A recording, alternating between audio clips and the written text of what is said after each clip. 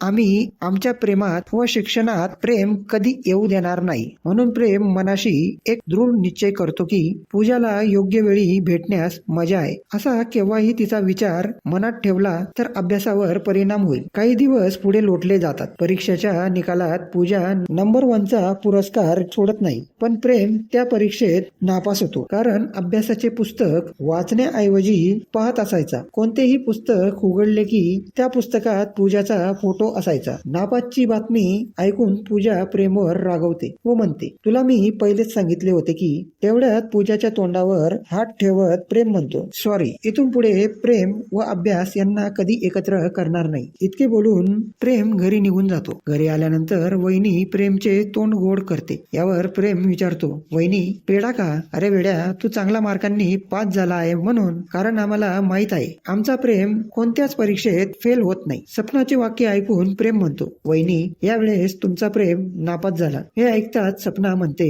प्रेम तू काय बोलतोय? याचे तुला भान आहे ना? हो वहिनी, तू जे काही ऐकते ते सर्व खरं आहे. मी माझ्या प्रेमाला व शिक्षणाला एक केले व त्याचं हे असं फळ माझ्या पदरी आलं. सपना हे जाणून होती की प्रेमला बोलून काही फायदा नाही. कारण आपुलकीने जी मुलगी त्याचा साथ देत आहे त्यामुळे तो तिचा विचार करीत असेल व अभ्यासाकडे दुर्लक्ष झाल्याने तो पहिल्या वेळेस नापास झाला. तेव्हा सपना शांत व प्रेमात समजवते, प्रेम तू पूजाला रोज भेटण्याऐवजी हप्त्यातून महिन्यातून एकदा का भेटत नाही? यामुळे काय होईल? तुझा अभ्यास चांगल्या रीतीने होईल. वहिनीच्या सर्व काही महत्वाच्या गोष्टी ऐकून प्रेम वहिनीला म्हणजे सपनाला वचन देतो की वहिनी इथून पुढे मी फक्त शिक्षणामागे धावेल. एके दिवशी प्रेम व पूजा भेटतात. पूजा प्रेमला विचारते, प्रेम तू मला सोडून दिले का? का विसरण्याचा प्रयत्न करतोय? यावर प्रेम म्हणतो, पूजा तू माझी प्रेमिका नसून माझी जीवनसाथी आहे. तुझ्याशिवाय माझ्या जीवनात कोणीच येणार नाही. पण आता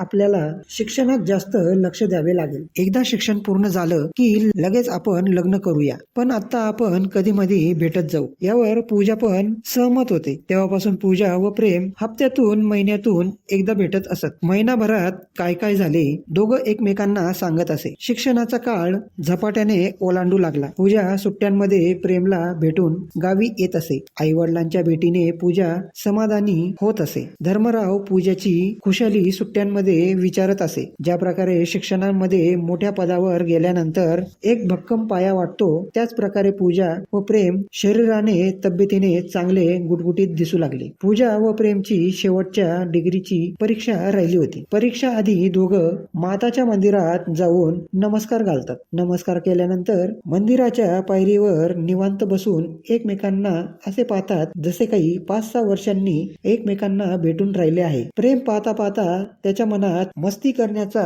एक प्लॅन येतो. प्रेम पूजाला म्हणतो, पूजा माझं लग्न ना माझे पप्पा ठरवून आले आणि ती मुलगी एक बिझनेसमॅनची आहे. खरं सांगू पूजा, तुला मी प्रेम करून थोडी घाई केली. कारण तुझ्याहून कितीतरी पटीने ती दिसण्यात चांगली आहे. तिचा रंग, तिचे ते डोळे, तिचे होठ, तिचं. तेव्हा पूजा डोळ्यात पाणी आणत म्हणते, बस केव्हापासून ऐकते आहे तिचं हे चांगलं, तिचं ते चांगलं, सगळं तिचं चांगलं. मग माझ्यावर प्रेम करण्या अगोदर तू हा विचार केला नाही की काही वर्ष गेल्यानंतर आपल्याला चांगली मुलगी मिळेल? तुम्हा मुलांची जात ना अशीच असते. ज्या मुलीचे शारीरिक रूप चांगले तुम्ही कुत्र्यासारखे शेपूट हलवत तिच्या पाठीमागे जातात. मी तुला सर्व दिलं फक्त सेक्स सोडून, पण तुला माझ्या शरीराची भूक होती. मला हे आज माहीत पडले. येते मी. इतके बोलून पूजा रडतच पायऱ्यावरून पळत सुटते. पूजाच्या मागे प्रेम पळत जाऊन तिचा हात पकडतो व म्हणतो, पूजा तुला जर असं वाटतं की मी तुझ्या शरीराचा भुका होतो